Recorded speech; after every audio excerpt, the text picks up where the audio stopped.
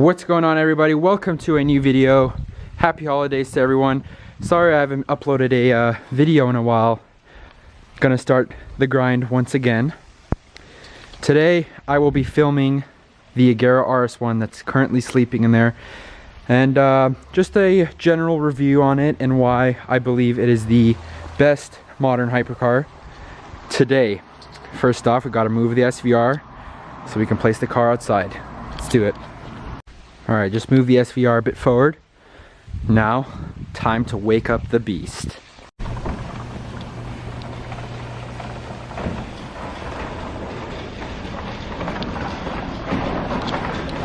Here she is.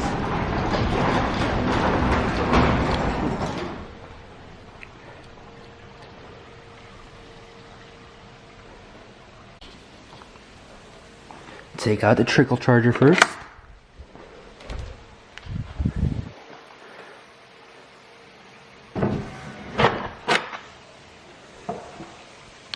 There's the interior.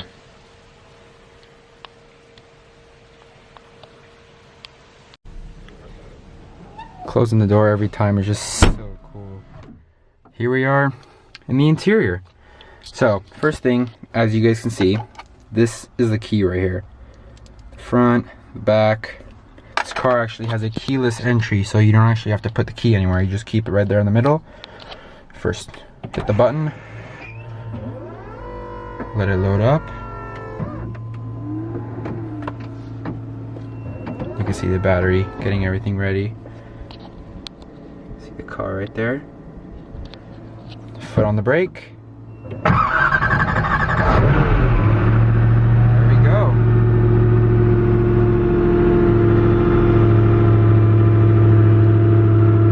Cold startup on the Agera RS1. Let's get this baby out of here and start this review. Alright guys, first things first, it's gotta be the doors. Look how cool this looks when both of them are open.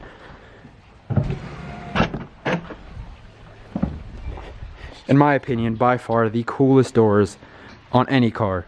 Not just the hypercars, just any car in general. These doors gotta be the coolest.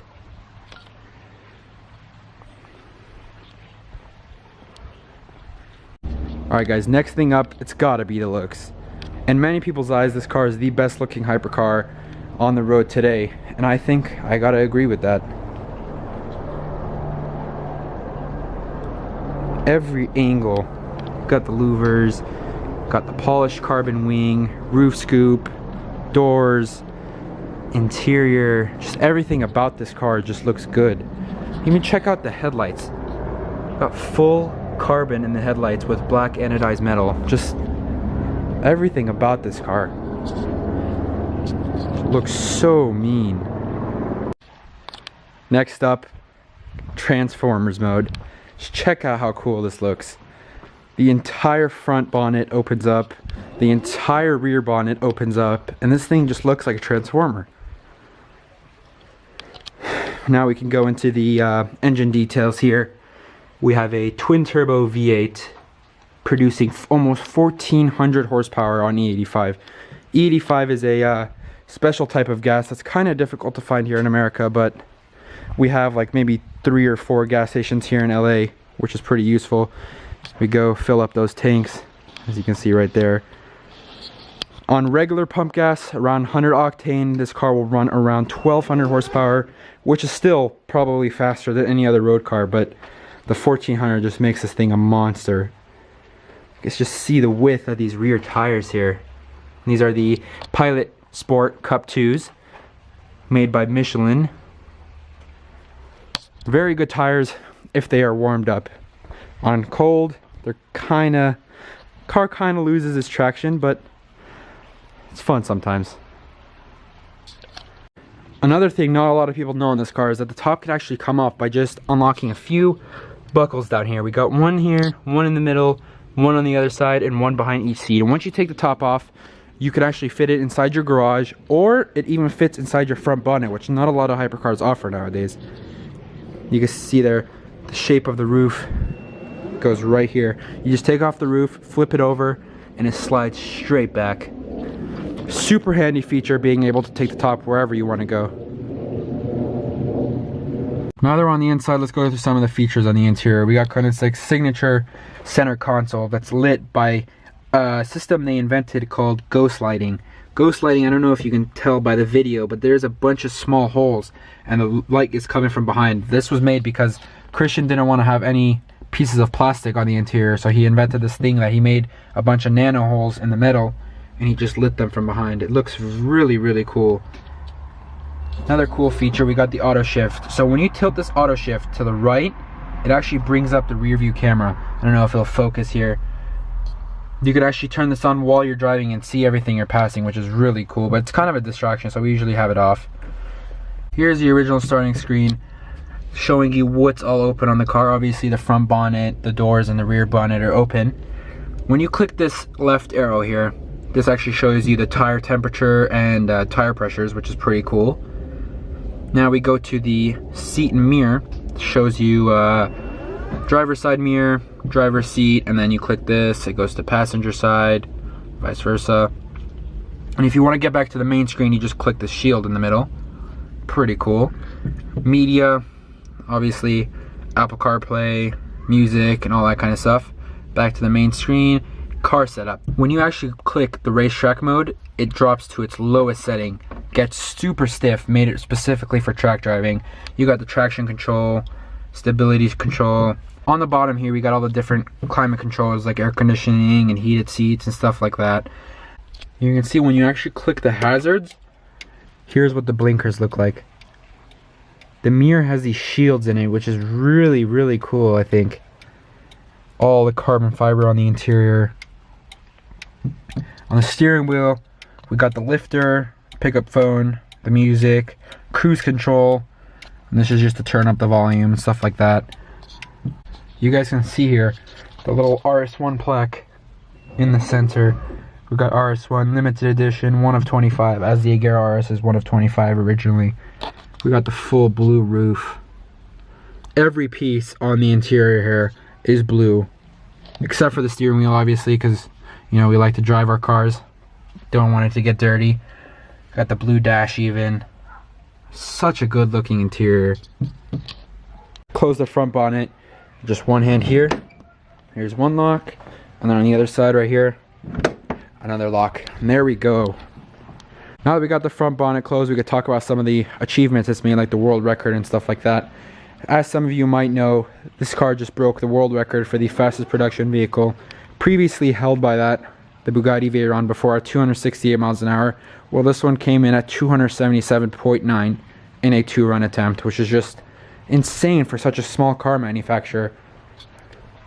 Everything built in-house, all handmade, of course. Amazing that a car like this can just compete with Bugatti that's backed by Volkswagen. All the engineers and stuff they have there. Not only did it beat that record, but it also beat the 0 to 400 kilometers back to zero record in only 33.8 seconds. Record was previously held by Bugatti once again with the Chiron at 42 seconds. That's just 8 seconds faster than the Bugatti, which is crazy to think about. Small car manufacturer from Sweden being able to compete with the masterminds over at Bugatti. It's just crazy. Some people might think this car is only fast in a straight line, but no, it also holds the field track records. And I'm sure they're going to be back at the Nürburgring next summer to hopefully smash that record as well. This car looks good, it sounds good, it's fast in a straight line, it's fast on a track. What isn't there to love?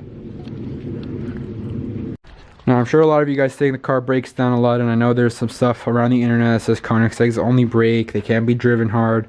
But guys, this car runs amazing. Amazing, amazing. Like maybe some of the older cars might break down, but I know some of the newer Ageras and the Regeras, they're running pretty good. You can see diffuser in race mode so low to the ground. Full engine here, signed by Christian himself right there. Got the 1MW, triple X suspension. Now this is a rear wheel drive car, so 1400 horsepower to 2 wheels is a bit difficult. First gear is a little shaky, doesn't have as much traction, but after that, this car is a rocket. My opinion, probably the fastest car on the road today. Only competitor is the Bugatti Chiron at this point, honestly. But even the Bugatti Chiron weighs almost 2 times as much with only 100 more horsepower. So this car should probably still take it. Just look at it. I believe this car is also the most carbon fiber intensive car on the market today, which is another cool feature. You can see all the carbon, everything is carbon on this car. Everything. Even the rods. All the bolts titanium, obviously, to save weight. Let's talk about a few features that are unique to the Agera RS1. Roof scoop. The only car in America that has this hydraulically active wing in the back, as you can see here. It is the only one in the world that has this setup here, made for top speed. We got downforce and the extra canards, which is only found on one other Agera at the moment, which is the Agera ML, the yellow one. You guys might have seen that. It's the only one that has that, the roof scoop, the wing, and the 1MW engine. So this car was basically made for straight line speed. It'll still kill the track, but obviously those other cars that have the top mounted wing, stuff like that, will be faster around track. But honestly, how many times are we going to track this car? Once, twice? It's not going to make a difference for us. We're not serious track drivers. Alright guys, I think that's all for today's video. Hopefully you enjoyed this little overview and why I think the Agera RS is the best hypercar. Let me know if you enjoyed and if you would like to see one on the Bugatti. Maybe I'll make that my next video. And yeah, hopefully you enjoyed. Subscribe if you're new. Like the video, and I will see you guys in the next one. Peace.